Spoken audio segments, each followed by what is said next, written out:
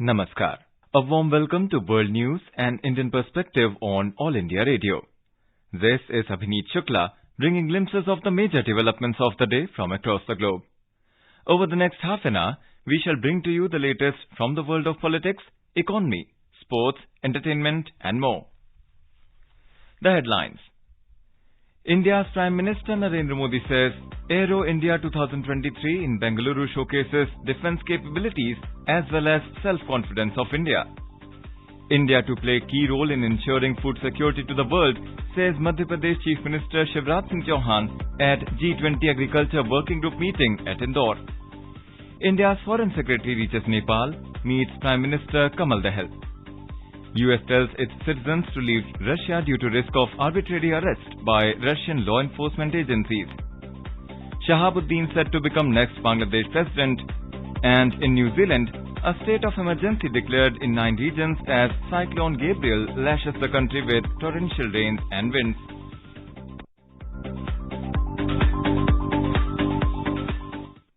India's Prime Minister Narendra Modi on Monday said that Aero India 2023 in Bengaluru showcases defence capabilities as well as self-confidence of India.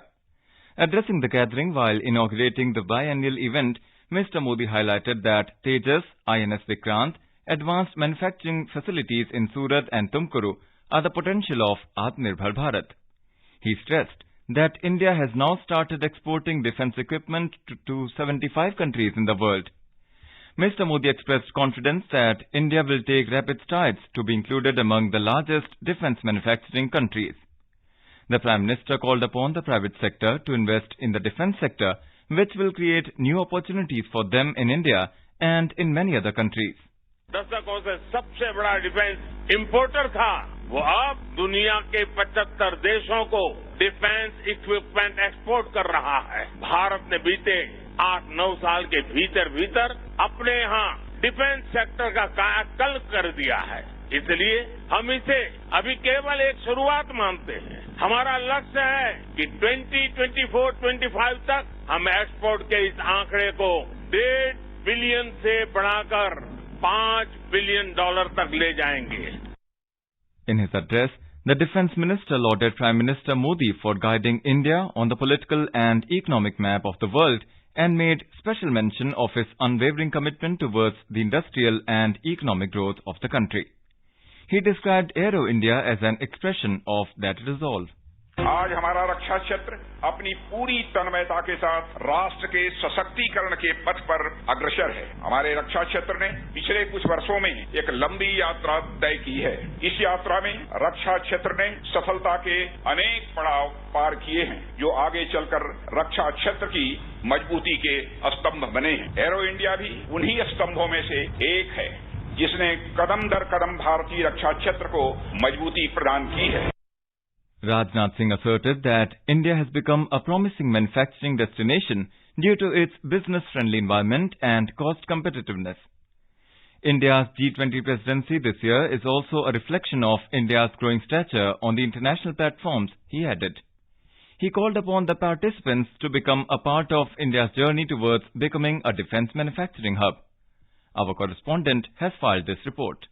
India has proudly displayed its military might and indigenously built equipment and technology at the biennial air show. LCA Tejas takes the center stage of the India Pavilion. LCA Tejas is a single-engine, lightweight, highly agile, multi-role supersonic fighter. The aircraft is designed for air combat and offensive air support. It is one of the smallest and lightest aircraft in its class, having excellent fight safety record. The India Pavilion has become a huge draw for the people who are eager to learn more about defence sector's Make in India capabilities. With Sudhindra, Suparna Saikya, AIR News, Bengaluru.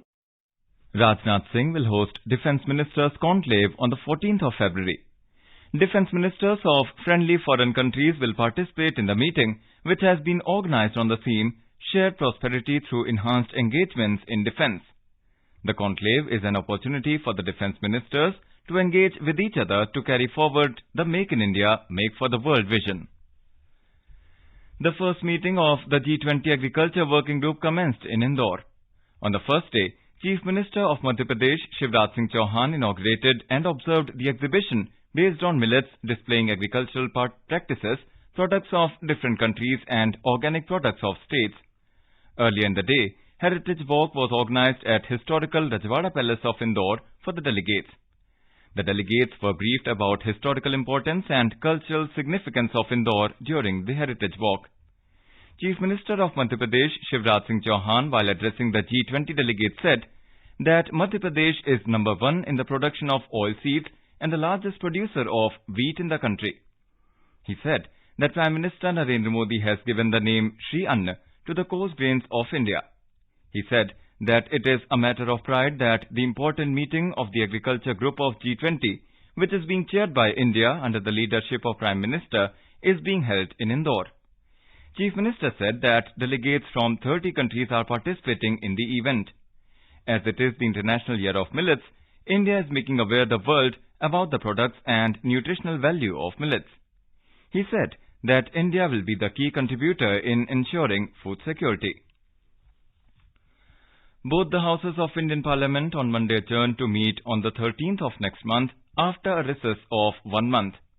On the last day of the budget session of Parliament, the Rajya Sabha witnessed protests by opposition members over expunging the remarks of Leader of Opposition Mallikarjun Kharge, Adani Group issue and other matters.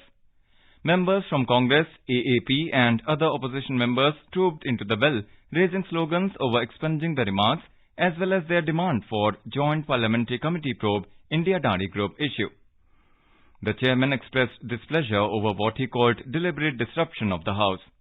He said precious time has been lost, adding that people are observing the conduct of the members. He repeatedly urged the protesting members to allow the House to take up scheduled business, but they did not pay heed. Later, Mr. Dhankar adjourned the House.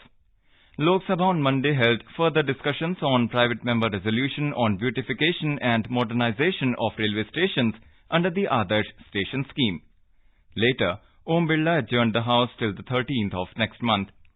The first phase of the budget session began on the 31st of last month, with President Draupadi Murmu addressing the joint sitting of both the houses of Parliament. The first phase of the budget session had 10 sittings, and the second phase will begin on the 13th of March, which will continue till the 6th of April. India's Minister of State for Finance, Pankaj Chaudhary, has said that the government is engaging with G20 countries to build international coordination on policy approach to crypto assets. Mr. Chaudhary said this in a written reply to a question in Lok Sabha on Monday.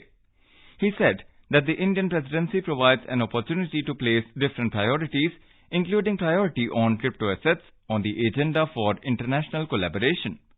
The minister said, crypto assets require international collaboration to prevent regulatory arbitrage.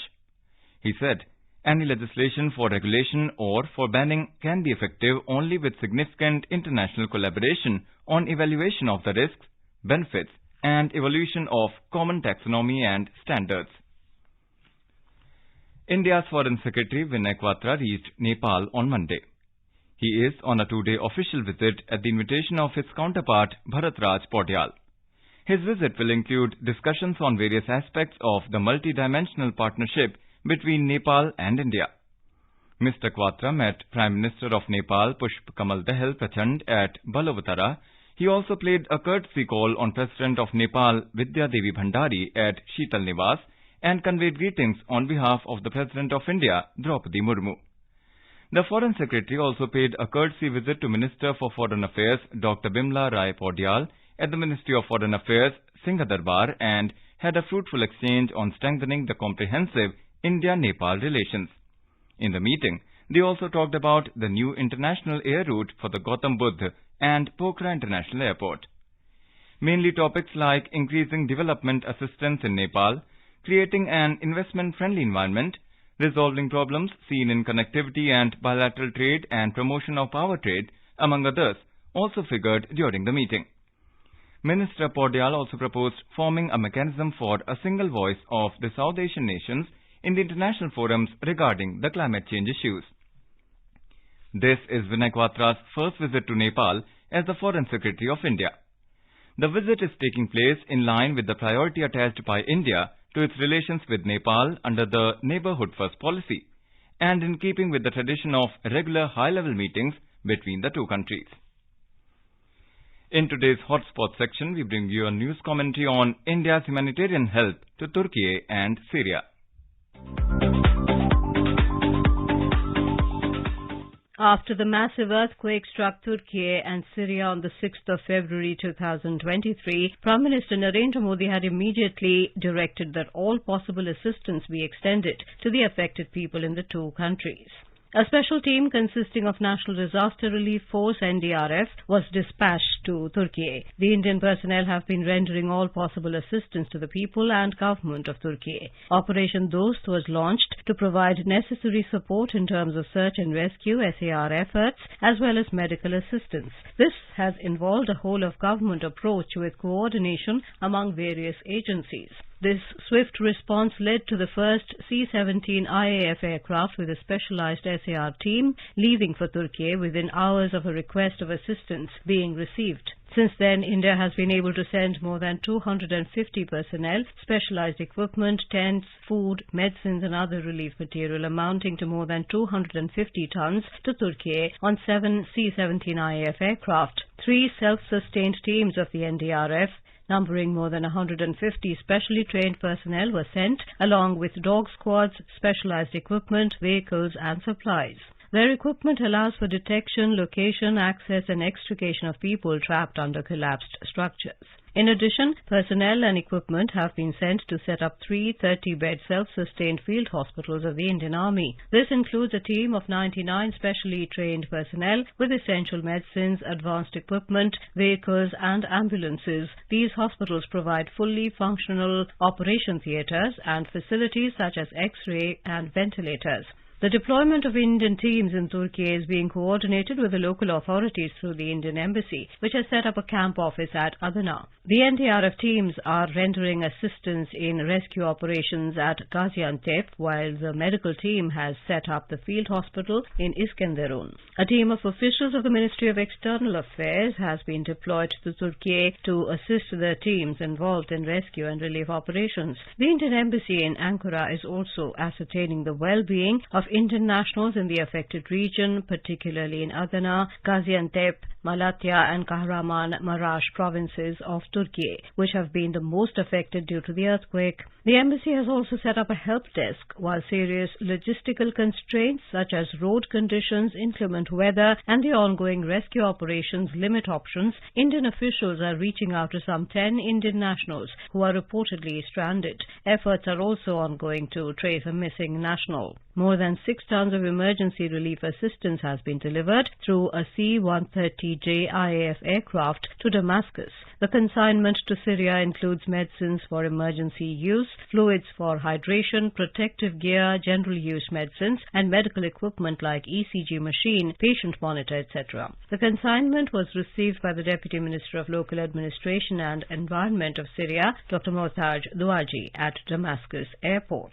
India is committed to extend all possible support to those affected by the devastating earthquake. Operation Dost is India's latest expression of being a first responder, a net security provider, and a country whose humanitarian assistance and disaster relief response is quick and available to countries not only in the neighbouring region but also beyond. Turkey's envoy to India, Ferhat Sonel, said Operation Dost is a very important operation. This is the operation of friendship because Dost in both Hindi and Turkish means friend. The operation shows the friendship between India and Turkey. True friends always help each other. Sonel said India also helped Turkey during the COVID-19 pandemic. He remembers that 2 years ago in 2021, India sent 2 aircraft loaded with COVID-19 medical assistance. Now, after 2 years, Turkey has been hit by devastating earthquakes and India has sent search and rescue teams as well as relief material to Turkey because real friends help each other in times of need.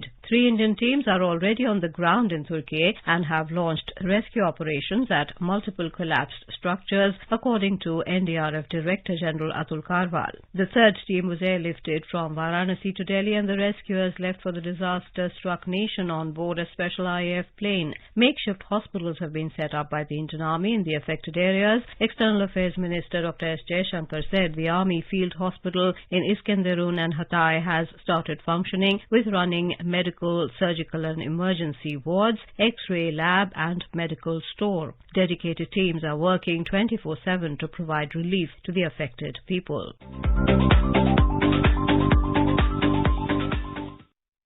This is All India Radio giving you the world news. Moscow said on Monday that its forces had pushed forward a few kilometers along Ukraine's front line, while Kiev said its troops had repelled Russian attacks in various areas. Ukrainian military officials said that the city of Bakhmut in eastern Ukraine came under heavy Russian artillery fire on Monday. A deputy battalion commander said that the positions in Bakhmut have been fortified and only people with a military role were being allowed in. While the United States has told its citizens to leave Russia immediately due to the war in Ukraine and the risk of arbitrary arrest or harassment by Russian law enforcement agencies. The U.S. Embassy in Moscow said U.S. citizens residing or traveling in Russia should depart immediately. However, the Kremlin said that it was not the first time U.S. citizens had been asked to leave Russia. The last such public warning was in September after President Vladimir Putin ordered a partial mobilization. The death toll across Turkey and Syria following last Monday's catastrophic earthquake has reached at least 34,179. Turkish Emergency Coordination Center SACOM said that the death toll in Turkey has reached 29,605. Meanwhile, according to Syrian state news agency SANA, the confirmed death toll in Syria is 4,574. That number includes more than 3,160 in opposition-held parts of northwestern part of the country. The Syrian death toll also includes 1,414 deaths in government-controlled parts of Syria. Meanwhile, business owners in a central district of Turkey's Antakya city were emptying their shops to prevent their merchandise from being stolen by looters in the wake of earthquakes. In Antakya, residents and aid workers who came from other cities have cited worsening security conditions with widespread accounts of businesses and collapsed homes being looted. Some residents who were left homeless by the earthquake and are now sleeping in their cars or tents. In Cyprus, former Foreign Minister Nikos Christodoulides would be the country's next president. Mr. Christodoulides won the tight vote over seasoned diplomat Andreas Mavroyiannis on Sunday. According to the official results, Mr. Christodoulides led with nearly 52% of the votes. Meanwhile, Mr. Mavroyiannis scored 48% votes. Major issues of concern for voters have been the cost of living crisis, irregular immigration and the Cyprus dispute involving the Turkish-occupied north of the island. Mr. Christodoulides was expelled from the ruling DISY party after announcing his candidacy and ran as an independent. He was appointed government spokesman in 2014 and foreign minister in 2018. Mr. Christodoulides has the support of the Democratic Party, the Movement for Social Democracy and the Democratic Alignment. The U.S. Navy and Marine Corps are holding joint exercises in the South China Sea. It came amid heightened tensions with Beijing over the shooting down of a suspected Chinese spy balloon. The 7th Fleet based in Japan said on Sunday that the USS Nimitz aircraft carrier strike group and the 13th Marine Expeditionary Unit have been conducting integrated expeditionary strike force operations in the South China Sea. It said exercises involving ships, ground forces and aircraft took place in the South China Sea. The 7th Fleet said the joint operation had established a powerful presence in the region, which supports peace and stability. Mohammad Shahabuddin will be the next president of Bangladesh. The Election Commission of Bangladesh issued a notification on Monday as only one candidate filed his nomination after the time of nomination and withdrawal was over. A retired judge, Commissioner of Anti-Corruption Commission and Liberation War fighter Mohammad Shahabuddin was nominated for the post by the ruling Awami League. No other party or individual filed nomination for the post. The incumbent President Abdul Hamid's tenure is coming to an end on 23rd of April. He served as President for 2 consecutive terms of 5 years. The Constitution of Bangladesh does not allow any person to hold the post of President beyond 2 terms. Mohammad Shahabuddin was born in Pabna in 1949. He took part in the 1971 Liberation War of Bangladesh. Shahabuddin was imprisoned for several years after the assassination of Bangabandhu Sheikh Mujibur Rahman, along with most of his family members on 15th of August 1975. He is a member of the Awami League Advisory Council. The Sensex and the Nifty today witnessed losses of around 0.5%. Index of top 30 companies at Bombay Stock Exchange, Sensex ended below the 60,500 mark. The index of top 50 companies at National Stock Exchange closed below the 17,800 level. Both the stocks fell amid mixed global cues. A report from the business desk. The Sensex declined 251 points or 0.41% to finish at 60,432. The Nifty 50 also fell 86 points or 0.48% to settle at 17,771. Among global stock markets, Asian shares ended down except China's Shanghai Composite Index, which gained 0.7%. Singapore's Straits Times Index declined 1.1%, Japan's Nikkei 225 fell 0.9%, South Korea's Kospi slipped 0.7% and Hong Kong's Hang Seng ended 0.1% down. Meanwhile, European shares were up in intraday trade. Oil prices witnessed modest losses as investors focused on short-term demand concerns ahead of key US inflation data. In intraday trade, Brent crude was trading at $86.15 per barrel. Back home at the multi-commodity exchange, gold futures for April delivery was trading at 56,665 rupees per 10 grams. Silver futures for March delivery was trading at 66,420 rupees per kilogram when reports last came in. S. Rangabashyam for World News. In New Zealand, Cyclone Gabriel lashed the country with torrential rains and winds. At least 46,000 homes have lost power in the storm, while hundreds of flights have been cancelled. A state of emergency has been declared in 9 regions, affecting millions of people. In New Zealand's largest city, Auckland, authorities earlier evacuated thousands of people.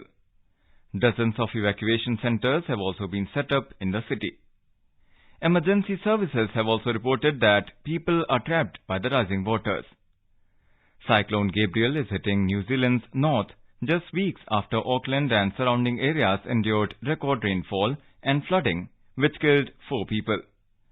New Zealand's Prime Minister Chris Hipkins was among those stranded in the northern city on Monday after flights to the capital Wellington and elsewhere were cancelled.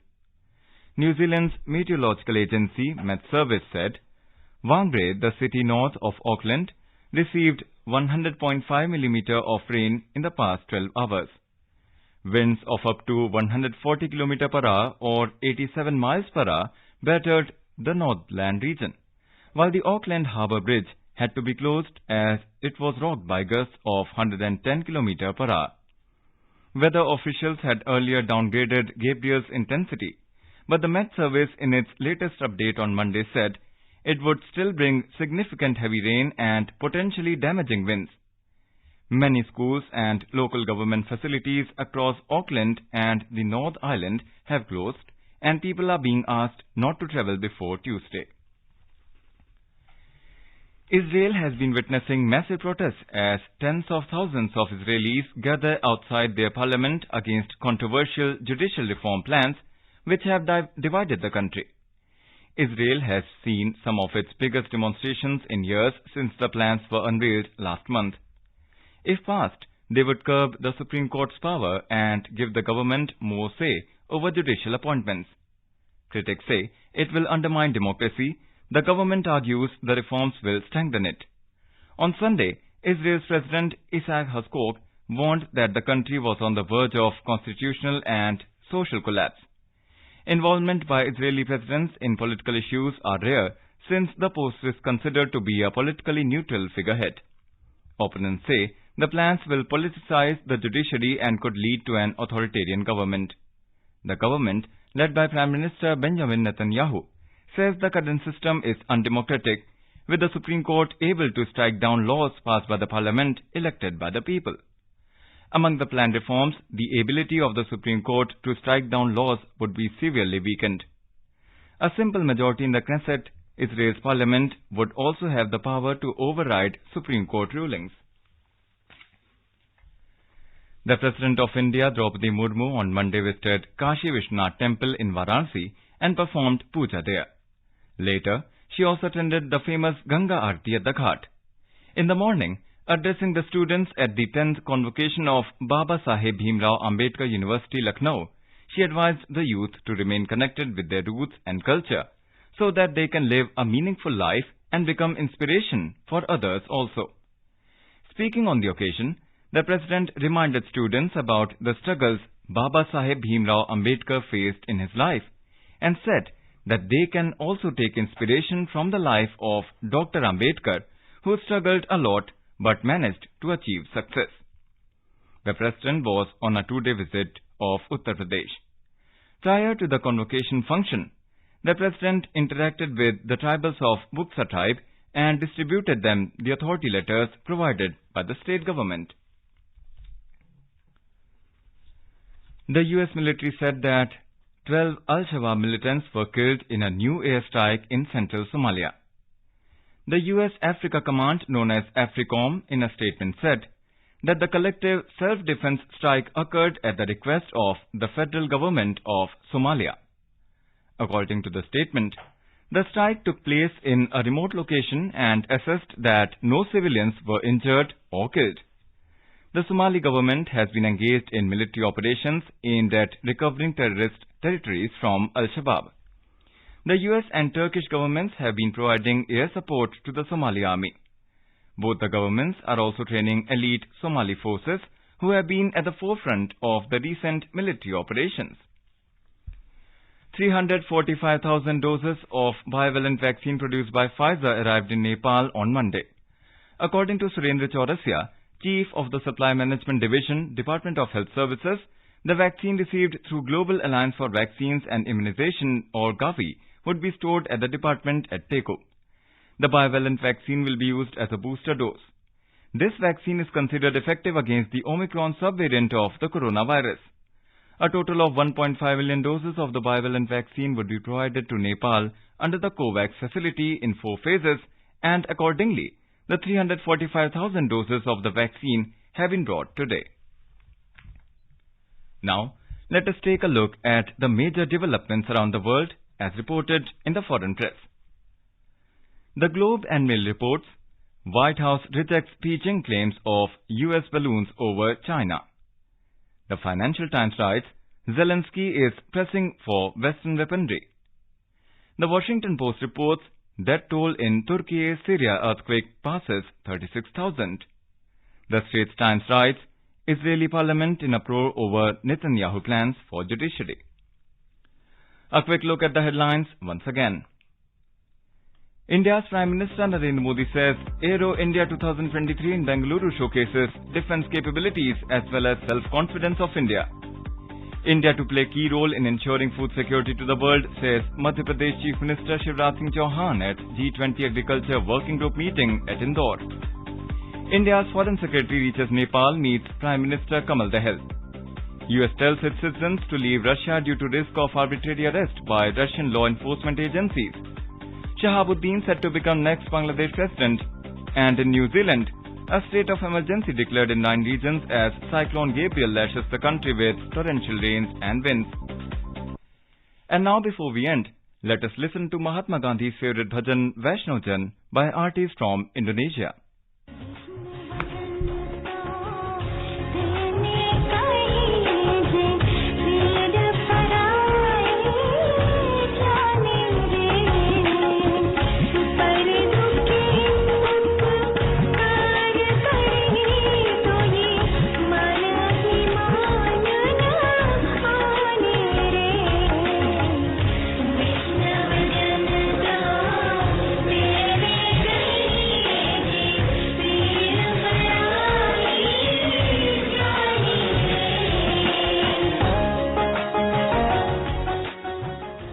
And with that, we end this bulletin. We'll be back at the same time tomorrow with the next edition of World News.